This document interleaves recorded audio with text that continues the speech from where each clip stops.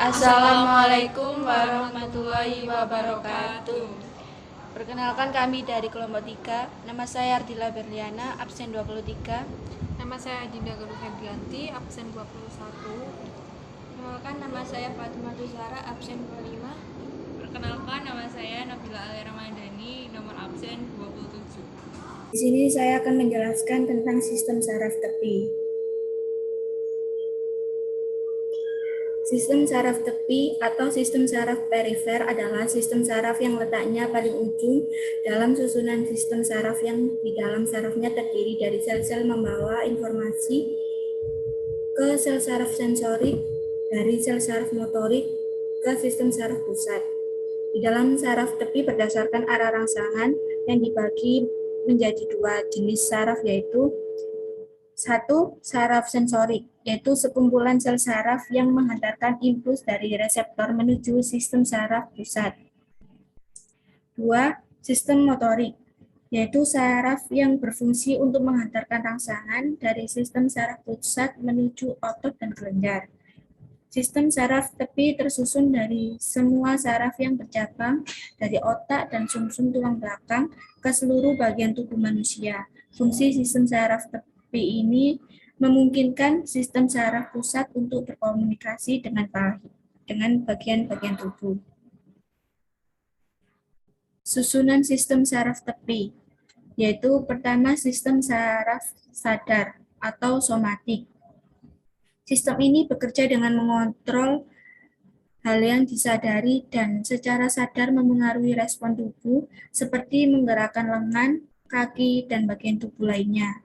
Fungsinya untuk menyampaikan informasi sensorik dari kulit, organ indera, atau otot ke sistem saraf pusat. Contohnya, saat menyentuh termos panas, saraf sensorik membawa informasi ke otak bahwa ini adalah sensasi panas.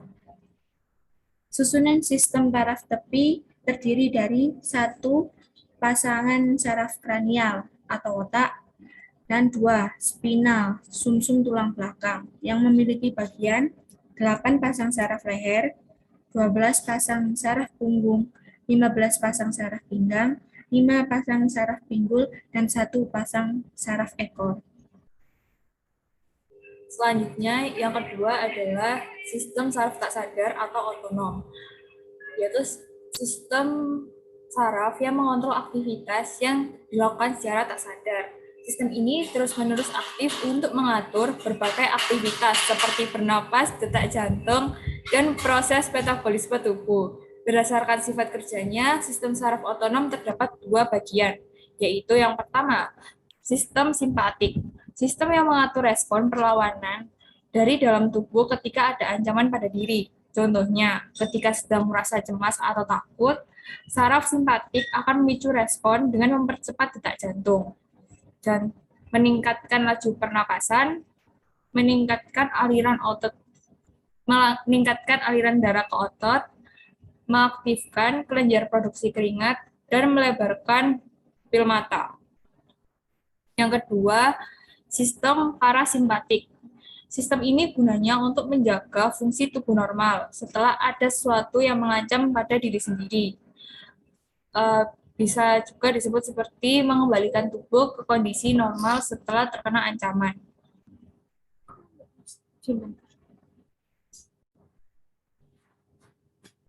Nah, gambar di samping adalah kerja sistem saraf otonom. Yang sebelah kanan ini adalah saraf parasimpatik, dan yang satunya itu adalah saraf simpatik. Sumsum tulang belakang atau medula spinalis adalah salah satu organ vital dalam yang mengontrol sistem saraf perifer atau tepi. Fungsinya yaitu impuls dari reseptor ke otak lalu ke efektor, otot dan kelenjar, dan alternatif jalan terpendek gerak refleks dan mengatur gerak refleks. Sumsum tulang belakang berperan dalam gerak refleks tak sadar. Sumsum tulang belakang terdiri dari dua bagian, yaitu yang pertama, ventral mengarah ke perut. Ventral mengandung badan neuron motorik dan neuritnya mengarah ke efektor, otot, dan kelenjar. Yang kedua, dorsal mengarah ke punggung. Dorsal mengandung badan neuron sensorik. Contoh bagian-bagian sumsum tulang belakang, yaitu ada saraf spinal, bagian dalam, bagian tepi, bagian pusat, sayap dorsal, akson neuron sensorik, badan sel neuron sensorik, badan sel neuron motorik, akson neuron motorik, dan sayap ventral. Teman yang saya sudah jelaskan apa itu sistem saraf tepi berdasarkan fungsinya dan susun tulang belakang. Sekarang saya akan menjelaskan kelainan pada sistem saraf. 1. Epilepsi adalah gangguan pada sistem saraf pusat akibat pola aktivitas listrik yang berlebihan di otak. Hal ini menyebabkan penderitanya mengalami kejang-kejang secara berulang pada sebagian atau seluruh tubuh, disebabkan oleh faktor genetik atau keturunan. 2. Alzheimer adalah penyakit otak yang menyebabkan penurunan daya ingat, menurunnya kemampuan berpikir dan berbicara, serta perubahan perilaku. Seiring waktu, penyakit ini dapat memburuk sehingga membuat penderitanya tidak mampu lagi melakukan pekerjaannya sehari-hari. 3. Meningitis atau radang selaput otak. Penyakit saraf yang kerap dialami seseorang, terutama pada bayi, anak-anak, dan remaja. Peradangan pada selaput otak ini umumnya disebabkan oleh infeksi virus atau bakteri, tetapi bisa juga terjadi akibat penyakit non-infeksi seperti alergi obat. Selain yang ada di PPTI itu, ada kelainan lainnya seperti migrain. Migrain adalah kurangnya suplai oksigen pada salah satu bagian otak. Lalu ada gegar otak disebabkan oleh cedera otak berupa benturan. Yang sering kita dengar yaitu amnesia. Amnesia yaitu ketidakmampuan mengingat hal yang telah terjadi akibat cedera otak. Yang terakhir, autisme adalah kesulitan berkonsentrasi, bersosialisasi, daya hal tinggi, dan melakukan pola tingkah laku berulang yang tidak wajar.